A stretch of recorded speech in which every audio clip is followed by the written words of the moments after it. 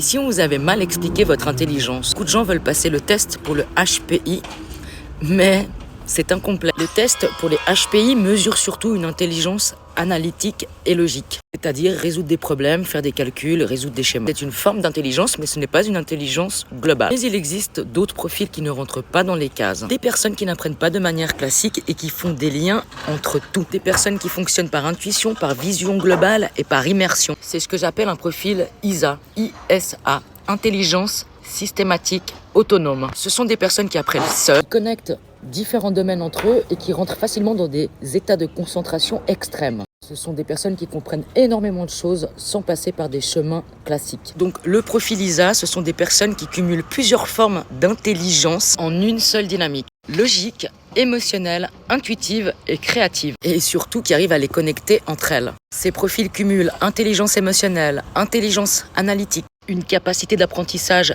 énorme et autonome, une forte créativité et une vision globale des systèmes. Et leur vraie particularité, c'est l'intégration de tout ça. Donc ce n'est pas la force d'une intelligence, c'est la capacité d'activer plusieurs intelligences. Ce sont des profils qui sont souvent en avance, qui voient les choses avant les autres, qui sont avant-gardistes. Leadership, vision, rareté. Le problème des tests, c'est qu'on mesure une forme d'intelligence isolée alors que certaines personnes fonctionnent en réseau. Les tests peuvent éclairer mais ne résument pas votre fonctionnement. Si vous vous reconnaissez, le plus important, ce n'est pas de vous mesurer, c'est de vous accepter.